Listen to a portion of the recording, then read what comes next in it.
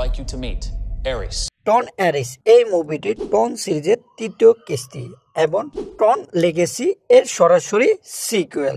মূল গল্পটি দুটি প্রতিযোগী টেক জায়ান্টকে কেন্দ্র করে তৈরি করা হয়। এনকম, যার বর্তমান সিইও হলো ইভিক কিম, সে ক্যালভিন ফ্লিনের পার্মানেন্স কোড ব্যবহার করে ডিজিটাল সৃষ্টিকে পৃথিবীতে অনন্তকাল ধরে বাঁচিয়ে রাখতে চায়, মূলত মানব সেবার উদ্দেশ্যে, যেমন বিশ্বব্যাপী খাদ্য সংকট মোকাবেলা করা।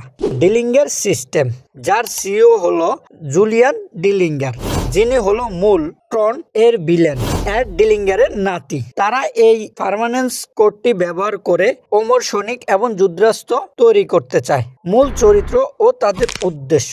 আরিস, জুলিয়ান ডিলিঙ্গারের তৈরি একটি সুপার ইন্টেলিজেন্ট প্রোগ্রামিং মানব। সে চায় সারা জীবন বেঁচে থাকতে। পার্মানেন্স কোড পাওয়ার পর অ্যারিস ডিলিঙ্গারের বিরুদ্ধে চলে যায়। তার থেকে মুক্ত হয়ে অ্যারিস একজন স্বাধীন মানব হিসাবে পৃথিবীতে চলে আসে। তার এই স্বাধীনতা এবং মানুষের মতো অনুভূতি বোঝার চেষ্টা তাকে এই মুভির কেন্দ্রীয় চরিত্র করে তোলে। ইভ কিম, এনকম এর সিইও এবং ছবির প্রধান মানব চরিত্র।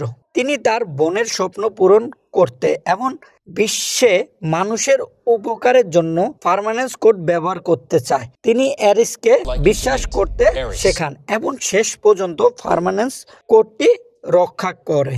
অ্যান্থেনা, অ্যারিসের সহকর্মী প্রোগ্রাম এবং ডিলিঙ্গারের যোদ্ধা। অ্যারিস যখন স্বাধীন হয় তখন অ্যান্থেনা জুলিয়ানের নির্দেশ মতো ইভিকে আটকাতে এবং অ্যারিসের সাথে লড়াই করতে পৃথিবীতে আসে। তার ডিরেজ হওয়া অর্থাৎ প্রোগ্রাম বিলুপ্ত হওয়ার আগ মুহূর্তে সে বুঝতে পারে। জুলিয়ান ডিলিঙ্গার, ছবির মূল মানব ভিলেন। পার্মানেন্স কোড না পেয়ে এবং কর্তৃপক্ষ দ্বারা আক্রান্ত হয়ে সে নিজেকে ডিলিঙ্গারের গ্রিডে ডিজিটালাইজড করে।